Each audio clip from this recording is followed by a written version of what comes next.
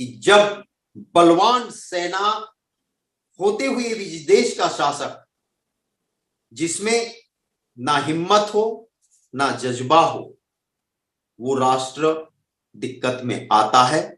उनके नागरिक, उनकी सीमाएं, यहां हमारे नागरिक को उठा के ले जाते हैं, हमारी सीमा के अंदर रोड बनती है, वो घुस जाते हैं, और आप इसके ऊपर चुप क्यों हो? आपका ट्विटर तो कपालभाति की तरह बोलता है। आप भीड़ इकट्ठी नहीं कर पाते हो, ऐसा माहौल आता है तो आप हर रोज 2-3 भाषण लाइव घंटों तक लोगों को सुनाते रहते हो। आइए ना, चाइना पे भी कुछ बोलिए। मैं बड़ी गंभीरता के साथ कहना चाहता हूं, और मेरे पत्रकार साथियों को भी कहता हूं कि आप इसे गंभीरता से लें।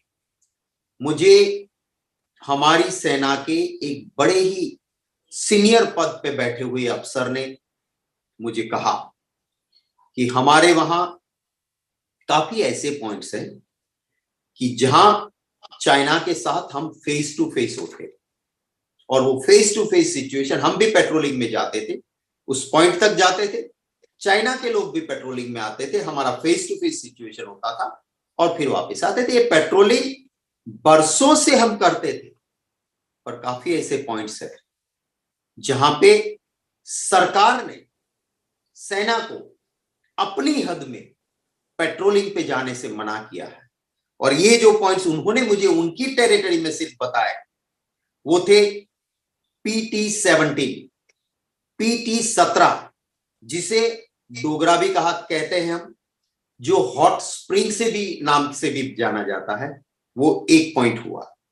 दूसरा हुआ गलवान वैली, जहां पर भी फेस टू फेस आमने सामने होते थे। तीसरा हुआ पैंगोंग, जहां पर भी फेस टू फेस चाइना और हमारे देश की सेना होती थी। और चौथा था कैलाश। ये 4 पॉइंट पे जो सीनियर आर्मी अफसर मुझे कह रहे थे, वो सिर्फ अपनी टेरिटरी की बात करते थे कि मेरी टेरिटरी में ये 4 जगह पे हम जाते थे, चाइना की सेना फेस टू फेस और पेट्रोलिंग होता था। हमें पेट्रोलिंग से सरकार ने मना कर दिया है कि वहां पेट्रोलिंग नहीं करना है, और चाइना वहां अड्डा जमा के बैठा है, और पता नहीं हमारी उस टेरिटरी में वो क्या करता होगा, पता ही नहीं चल रहा है, क्योंकि हमें पेट्रोलिंग से मना किया है।